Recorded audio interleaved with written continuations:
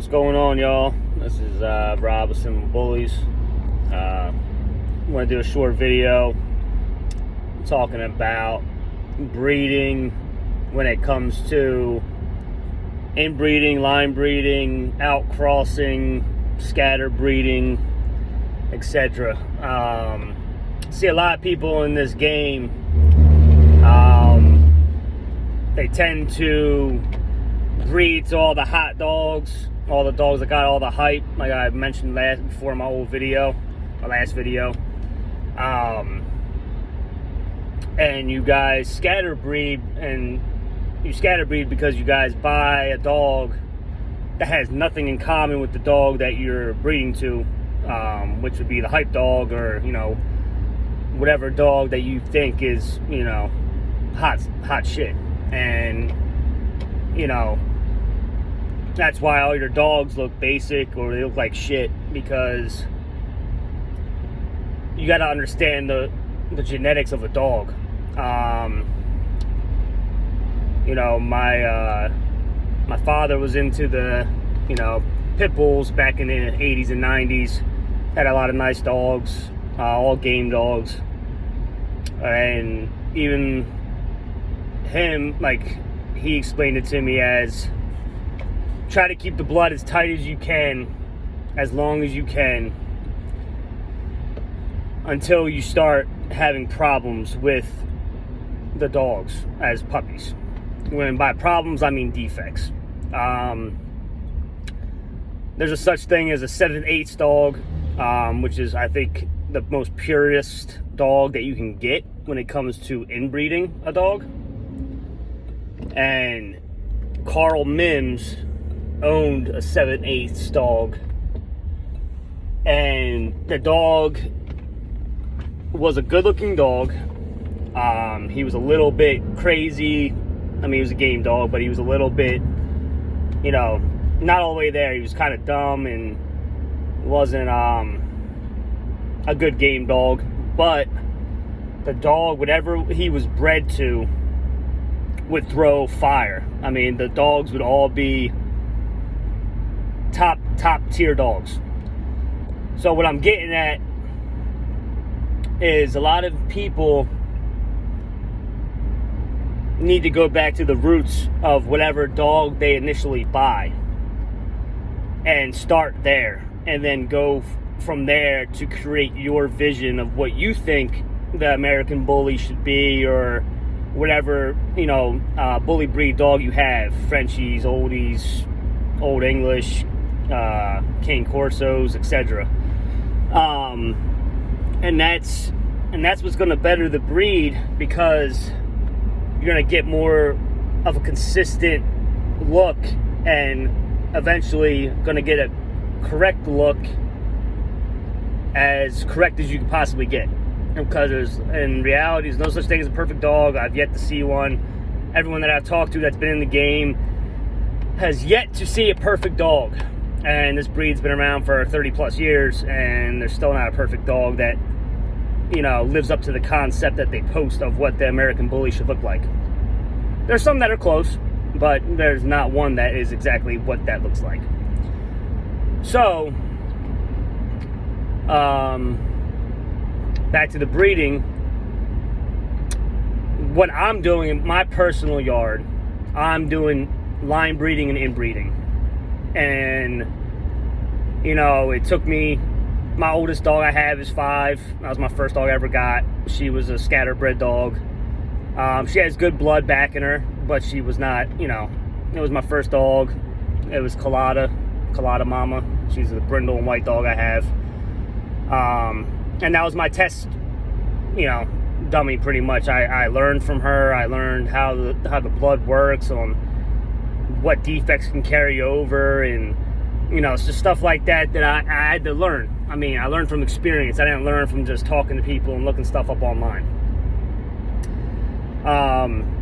But what I'm doing now from her offspring, the blood that I have, I'm taking it back to the roots. So I'm taking it back to dogs that are in the dad's pedigrees, that are more clean and correct, and the vision of the American Bully that I like, and that I think is going to bring what I think is the most correct dog to my yard, and that's what I'm going for. So, line breeding and inbreeding. Line breeding usually is, a daughter bred to an uncle or a cousin, or, a grandfather from, the opposite side of the pedigree, but still has similar blood in the pedigree. Inbreeding is more of, brother to sister, which is not really recommended, but you can get very good results off of that. Usually inbreedings go from father to daughter, son to mother, grandfather to granddaughter, grandmother to grandson. The most successful thing that I've seen when it comes to carrying traits over would be the grandfather bred to the granddaughter. Now, me personally, I'm going to be doing something very similar to that. I'm going to be breeding it'd be, I believe, an uncle bred to a great niece, I think a great niece, but the uncle's inbred. So it's going to be 3 times game changer, champion game changer, and 3 times grand champion stacks, all in the first 4 generations of the dog's pedigrees. That's going to be the next litter that I'll be dropping, hopefully in the spring of 2022. That litter should have very consistent dogs, very nice boned up, blocky heads, very, very nice dogs, especially for a foundation of somebody's yard that's getting into this. But that's an example of what I'm doing. Also, I have an inbred Lucky Luciano stud. He's inbred right up front. It's a son of Lucky bred to a daughter of Lucky with 2 outcrosses on both parents on the mom's sides. So that's almost, to me, because there's outcrosses on both sides, I wouldn't say it's a scatterbred dog, but it's not a dog that was fully thought out in the breeding process, because you want the top and the bottom to match when you are line breeding. I mean, you want it to get as close to the same thing as possible, and I would say you guys should do that for anywhere from 3 to 5 generations, I would say, of inbreeding, until you get flaws or deformities coming off the litters. And by deformities, I mean like cleft palates or underbites, bad legs that turn, hip dysplasia, any stuff like that, or the stuff you can't see that I mentioned before about, the heart defects, the murmurs or respiratory problems. Once you get to that point, as a breeder, you should outcross. And the outcross should clean all that stuff up and give you a almost final product, if not the final product of what you were trying to do. And you might think, oh God, you're gonna breed dogs so you get defects. Well, I got news for you guys that are new to this or don't know what you're talking about. As a breeder, that comes with the territory. You got to breed until you figure out what works, and you got to play God pretty much and hope for the best, and then you go from there off your program. Some of the best breeders that you look at in this game, look at their pedigrees. They're inbred and line bred, like, that's all you see. I mean, it's 3 to 4, 5, 6 times inbred. So that blood is carrying over on both sides of the pedigrees on these dogs, and which is why they get such a consistent look of their dogs. For example, Muscle Tone's blood. Look at all their pedigrees. Go online and look. Look at Khan. All his dogs off of Rocco. All those males that he has, all his studs. Look at the pedigrees. They're all line bred. All inbred, line bred studs. And both guys are very successful, at this game. They got a consistent look. It might not be the correct look at least not 100%, which, like I said before, no dogs are 100% correct, but they are on the right track to, you know, well, they got their own signature look of their representation of the breed. Some people love that, you know, that look. Other people, you know, bash it. Other people talk, you know, a lot of garbage about it. You know, I've met plenty of people that talk trash on everybody, and their dogs look like shit. So, before you talk, I mean, I know everyone that does talk shit on who, and I just keep my mouth shut because it's just, I really don't care at the end of the day, because I know what those people are doing.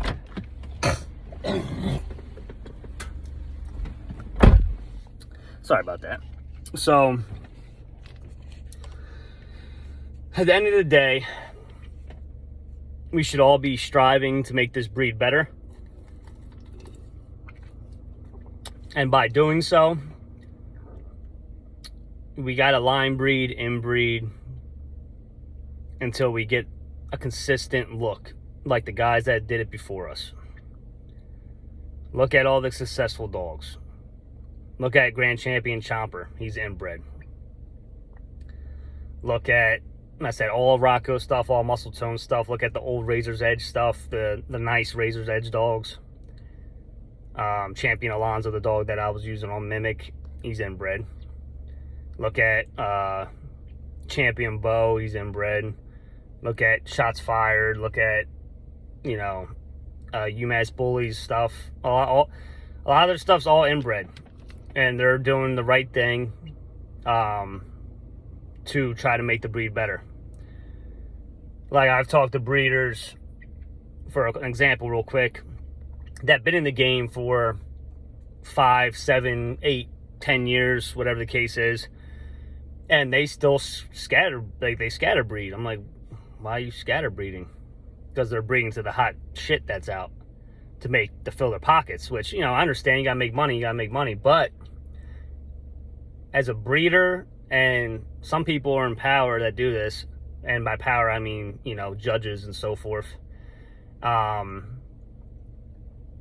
and they scatter breed, that's not better in the breed, that's just filling your pocket. So as a someone that represents the breed, you're just putting it in a deeper hole, in my opinion. And if you have a problem with what I said, feel free to come talk to me whenever you see me. I mean, it's not no big deal to me. But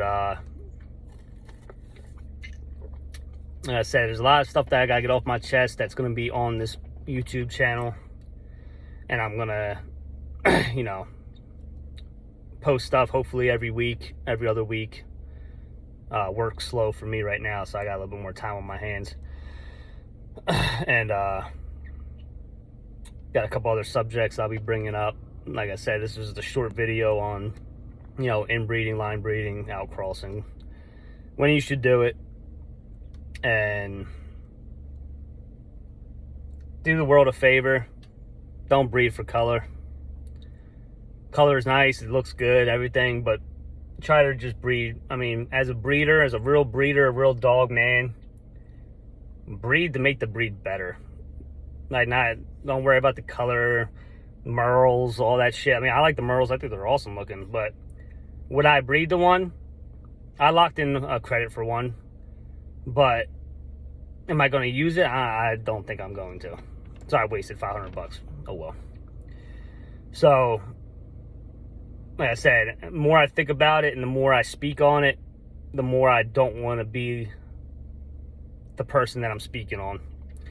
So, at the end of the day, look at yourself in the mirror and make sure you know who you are and what you're trying to do for this breed and where your passion and your heart is.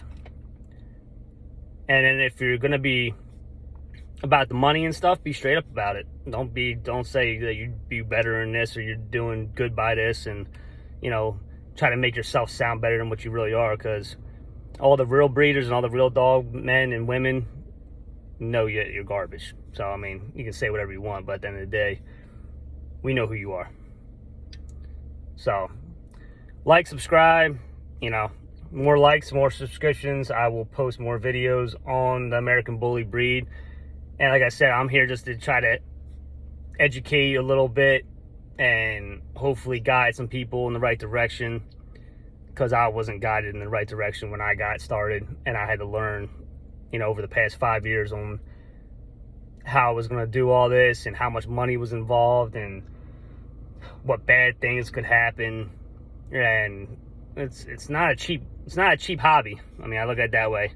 Some people make this a career. To me, this is more of a hobby for me, and I just enjoy it because I love dogs. So, like I said, like, subscribe, comment below if you got any questions. Like I said, I'm not dropping no names like on negative stuff. Just if you know, you know. If you don't worry about it. You'll find out. So, like I said, hit me up, Cinema Bullies on IG, and have a good day. Later.